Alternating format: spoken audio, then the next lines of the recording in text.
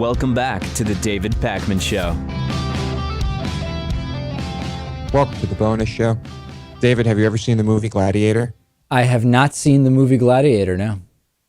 Well, apparently that shit's happening in L.A. County Twin Towers correctional facilities.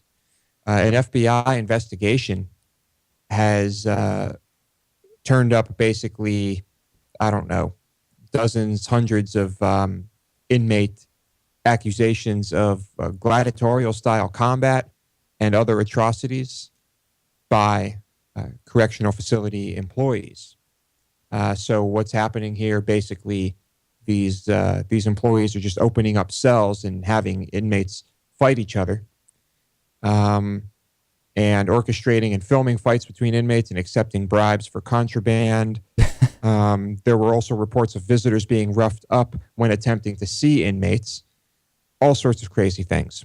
So the FBI got involved, and I guess these investigations can be difficult because a lot of inmates make things up.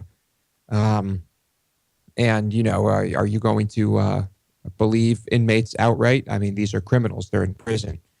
But the FBI actually smuggled a phone into an inmate who was serving a life sentence for armed robbery. And he helped them with the investigation. The phone was found by deputies during a routine search, and then the deputies learned that Brown had been in touch with the FBI. And I guess in recorded interviews with deputies, Brown told them he reported over 50 incidents to the FBI. And the defendants then allegedly hid Brown from the FBI by booking him under different names and moving him around. Incredible. They also threatened an FBI agent working with Brown with an arrest warrant, although that could never happen because federal agents can't be arrested for doing work pertaining to cases. Is this? Would you have guessed that this type of thing was happening in these prisons? No, I mean, we've heard of straight up corruption in prisons, but we've never heard of once there's an investigation that starts, that prison officials are trying to interfere with federal investigations. It's certainly a high level of corruption. It's not really surprising. We see this type of thing at every level, at every law enforcement level around the country. It's a small percentage of the activity that is out there, but this is like a really proactive, aggressive way to go against this investigation. And I mean, no, I wouldn't guess that something like this is going on. I'm guessing there are some pretty serious penalties on the table at this point. I would assume so, although I don't know what they are. But anyway, I hope that this works. I hope this investigation leads to those harsh penalties for any number of correctional facility employees. Anyway, if you're going to do something illegal, don't do it in L.A., I guess. Do it somewhere else. I don't know. You know, do it in Norway or Finland or Sweden. That's the place to do it. Let's talk about California. A bill to require sugary soft drinks to carry label warnings of obesity, diabetes, and tooth decay passed the California Senate. And now it goes to the state assembly. And I guess there's going to be a little bit of a battle there to see if this gets through. But if it's implemented, this would put California, which has already banned junk food and sodas in schools, kind of at the forefront of this type of movement. And of course, we're hearing opposition from CalBev, which is the Californian branch of the American Beverage Association. They say that this will do nothing to change the personal behaviors of people. And you know what? I kind of have to agree with that. What do you think? I don't know that I agree. Here in New York City, there's been a pretty proactive campaign around not eating processed foods and not drinking sugary drinks. And on the subway, they actually have pictures of, people who have they have like x-rays of an amputated foot that resulted from diabetes caused by a bad diet. They have some pretty good ads that show, have unsweetened iced tea or water instead of soda or these sugar juices. And it seems that the campaign, certainly a lot of people are talking about the campaigns, and it does seem like they are having some kind of general social impact. I don't know that I would agree that it would have no impact. And you know what?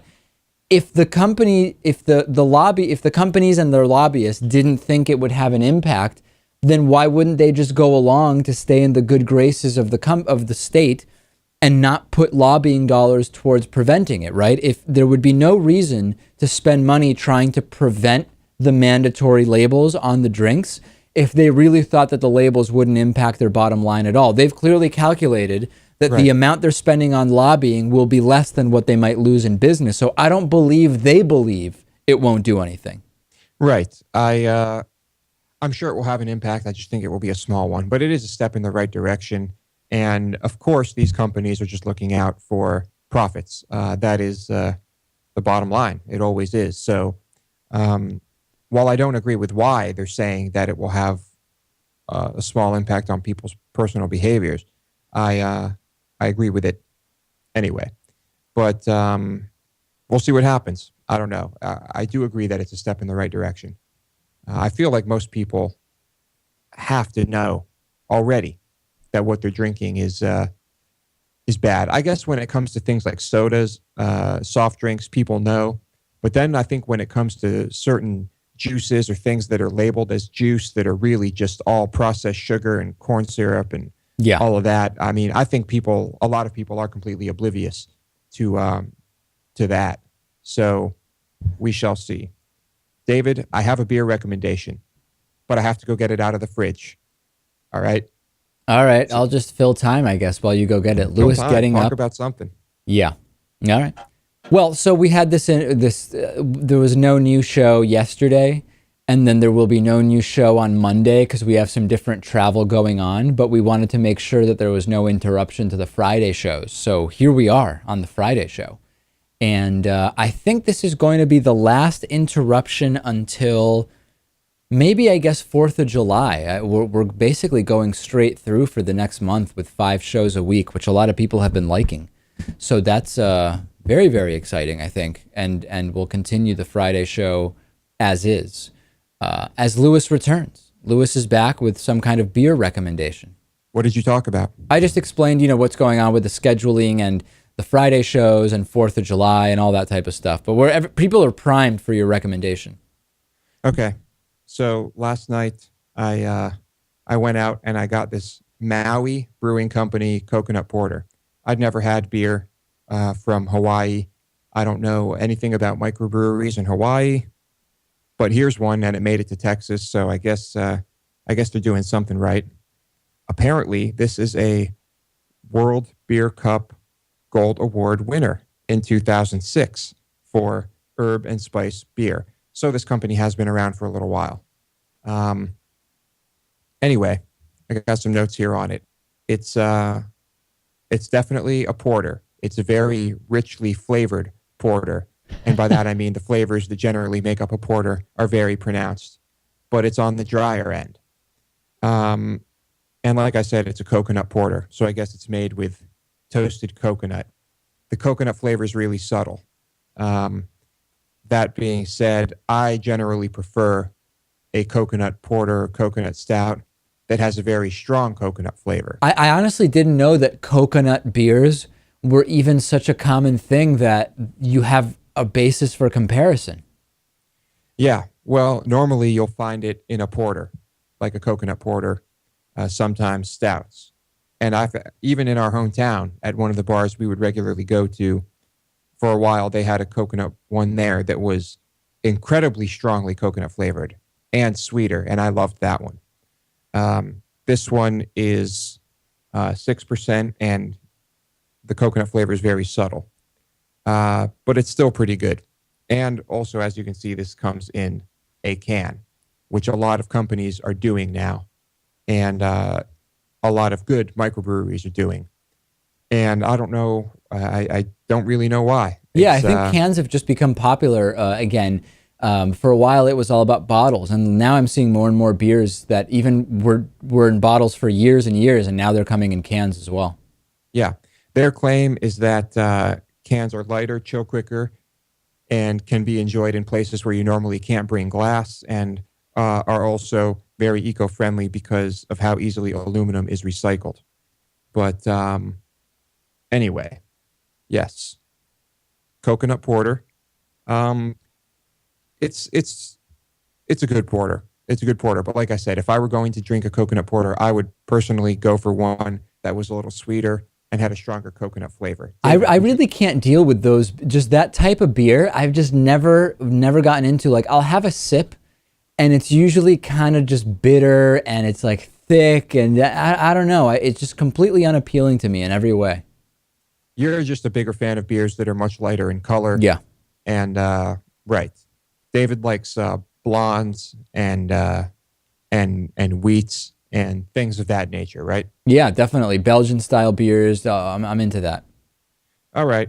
Well, anyway, if this stuff exists near you, I'm sure their other beers are pretty solid too. I did see a few others. What's the price point on these, Lewis, for whatever it comes in, a 4-pack or individual cans, whatever?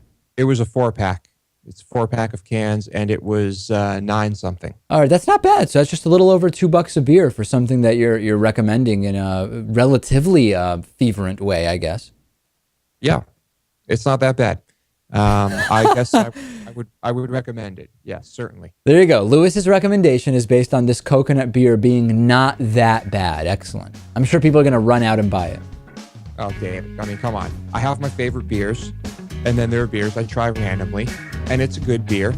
Am I blown away? No, but it's a good beer. Thank you.